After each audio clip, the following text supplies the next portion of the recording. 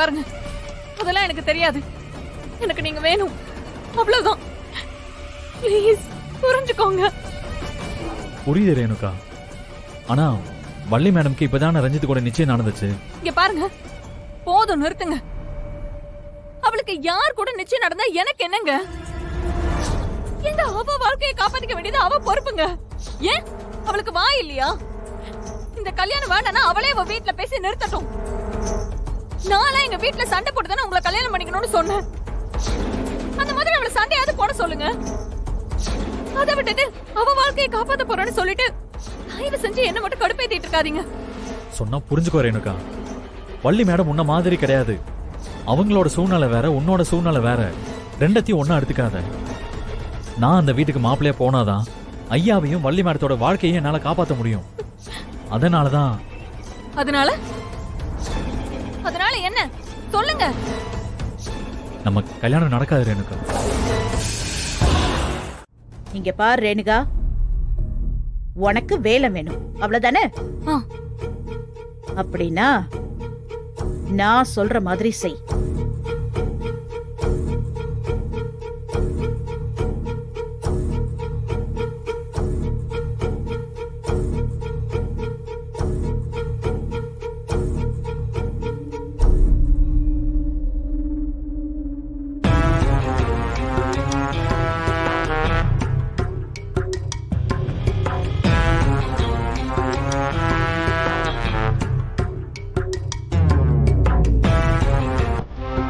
ஆனா இதெல்லாம் நடக்குமா? உங்களை எப்படி நான் நம்புறது? ஏய் இங்க பாரு, உனக்கு எப்படி வேலை கூட கல்யாணம் ஆகணுமோ அதே மாதிரி இவனுக்கும் வள்ளி கூட தான் கல்யாணம் நடக்கணும். அதனால உனக்காக இல்லாட்டியும் என் பிள்ளைக்காக அவங்க ரெண்டு பேரையும் சேர விடாம நான் தடுத்தாகணும். அதனால எங்களுக்கு நீ சப்போர்ட் பண்ணா நாங்களும் உனக்கு சப்போர்ட் பண்றோம். என்ன சொல்ற?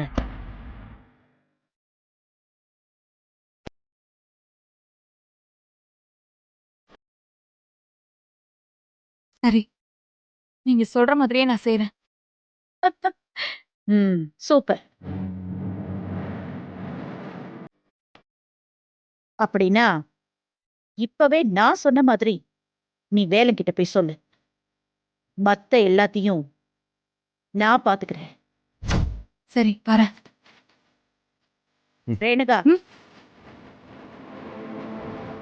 இங்க பாரு, உன்னையும் வேலனையும் சேர்த்து வைக்க வேண்டியது என்னோட பொறுப்பு. என்ன நம்பு. சரி.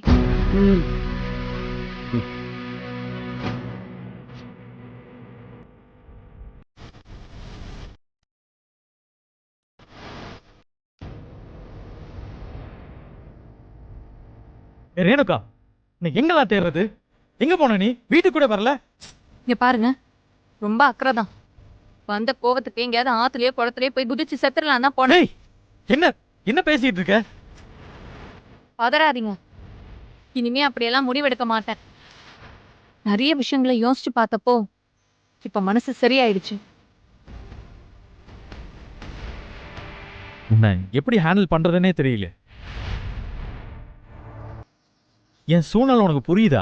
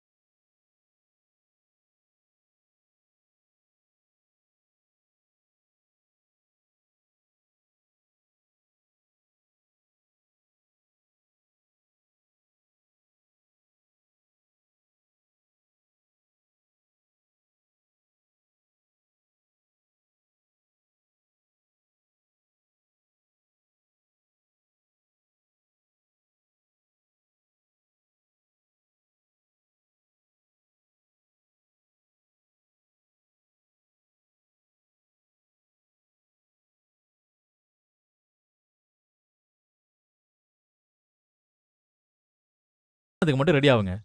ஓகேவா? இதை சொல்லிட்டு போலாம் தான் மேடம் வந்தேன். அப்ப நான் வரட்டுமா மேடம்? பாய் பாய்.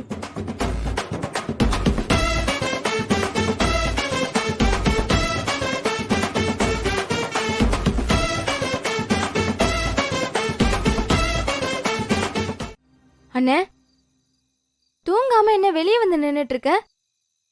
தூக்கம் வரல ஆனந்தி. என்ன இந்த கல்யாணத்தை எப்படி நிறுத்த போறோம்னு தானே யோசிக்கிற? ஆமா, என்ன பண்றதுன்னு ஒண்ணுமே புரியல.